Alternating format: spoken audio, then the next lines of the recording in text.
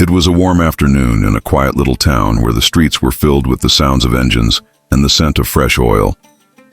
In the corner of the marketplace stood a small, worn-out workshop with a faded sign that read, "Ryan's Repair Garage." Inside, Ryan, a humble and hard-working mechanic, was busy fixing an old motorcycle.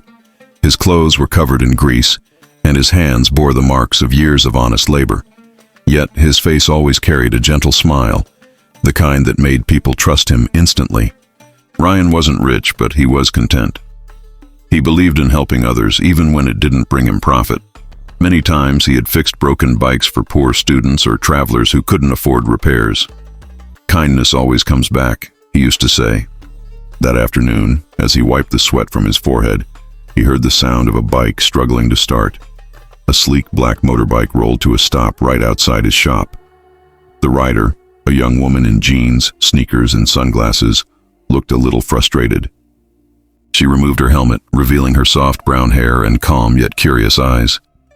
"Excuse me," she said politely. "My bike stopped working a few blocks away. Could you take a look at it?" Ryan smiled. "Of course, ma'am. Let's see what's going on."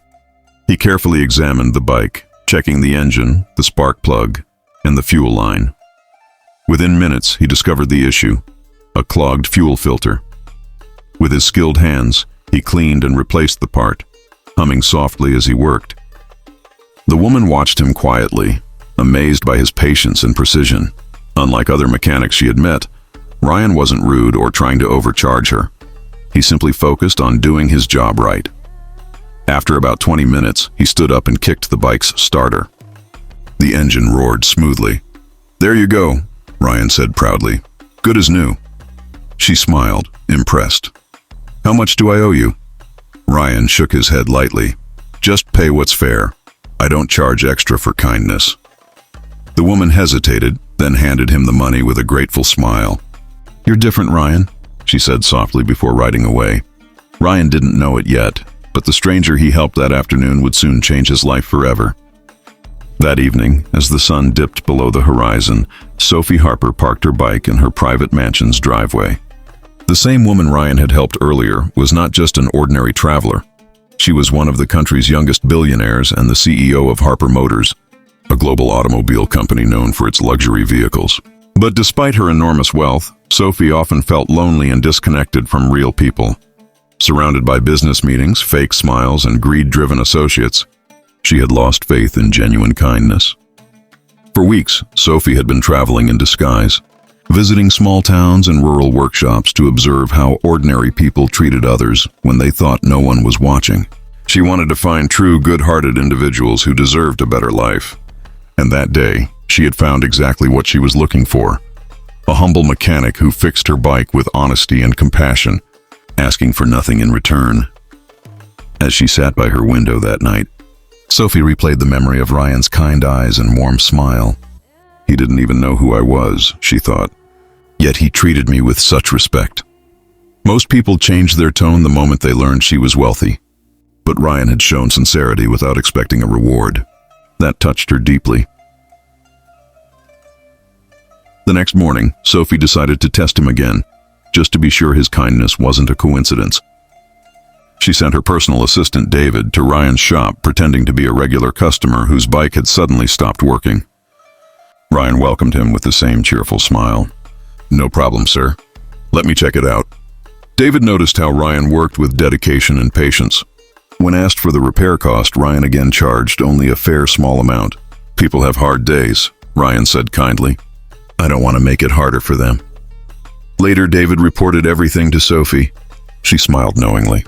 "So it wasn't luck," she whispered. "That man has a good soul." That evening, Sophie looked at her company's charity plans and decided to start something new: a Kind Hearts initiative, a secret project to reward genuine kindness across the country. And the first name she wrote on her list was Ryan, the humble mechanic. Rolled down the narrow street and stopped right in front of Ryan's repair garage. Neighbors peeked through their windows, wondering what a fleet of black SUVs and elegant cars was doing outside the humble mechanic's shop. Ryan, busy repairing a customer's old scooter, looked up in surprise. "What in the world?" he muttered, wiping his hands on a rag. Moments later, the door of the first car opened, and out stepped a familiar face, Sophie, now dressed in a stylish business suit, her hair neatly tied back.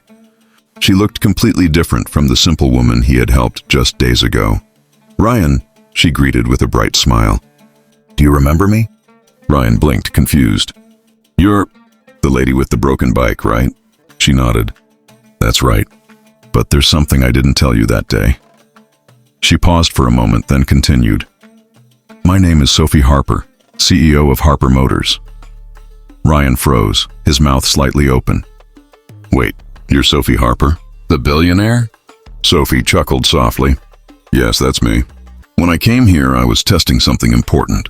I wanted to meet people who are kind for the sake of kindness, not for fame or money. And you, Ryan, reminded me that true goodness still exists." Ryan was speechless. He looked around at the expensive cars and the team of executives standing behind her. "Ma'am, I'm just a mechanic." "I don't understand." Sophie smiled warmly and handed him a white envelope. "Inside is a check for $100,000, a small token of gratitude. But more importantly, I want to offer you a position as head mechanic at Harper Motors' new community workshop. You'll lead a team, train young apprentices, and help expand our kindness-based service program." Ryan's hands trembled as he opened the envelope. His eyes filled with tears. "Ma'am, I don't know what to say." "Just promise me one thing," Sophie said gently. "Never lose that heart of yours." Ryan smiled through the tears. "I won't, ma'am. I promise." That day, the humble mechanic's life changed forever, because kindness had finally found its reward. Months passed since that unforgettable day, and Ryan's life had transformed in ways he could never have imagined. His once small and dusty garage had been rebuilt into a state-of-the-art workshop, proudly carrying the sign, Harper Motors Community Garage, managed by Ryan. The place buzzed with energy, young mechanics trained under Ryan's guidance, learning not just technical skills but also the value of honesty and compassion in their work. Every morning, Ryan would walk through the shining floors, greeting his team with the same warm smile he'd always worn. Despite his new title and success, he hadn't changed one bit. He still wore his old cap, still got his hands dirty, and still fixed small bikes for free when people couldn't afford it. For him, it wasn't about fame or money. It was about doing good just as he always had. Sophie often visited the workshop, not as a CEO giving orders, but as a friend. She loved watching Ryan interact with the customers and his trainees. "You've turned this place into something truly special," she told him one evening as they stood outside the garage, watching the sunset paint the sky in gold. Ryan smiled humbly. "I just did what I always do, ma'am. Help people the best I can." "That's exactly why I chose you," Sophie replied with a proud smile. "You showed the world that kindness still matters, even in business." As the days went by, news of Ryan's story spread across the country. Magazines called him the mechanic with a golden heart. Customers traveled from distant towns just to meet the man whose simple act of kindness had inspired millions. Yet Ryan never let the fame affect him. He often said, "If you help someone, you're already rich." One evening, a young boy came to the workshop with a broken bicycle. Ryan repaired it himself and refused any payment. The boy's mother smiled gratefully and said, "You remind me that there are still good people left in this world." Ryan looked at Sophie, who stood nearby, smiling proudly. "Kindness never goes unnoticed," he said softly. And as the garage lights glowed in the evening, Ryan realized that his greatest reward wasn't the money or the fame. It was the happiness that came from helping others.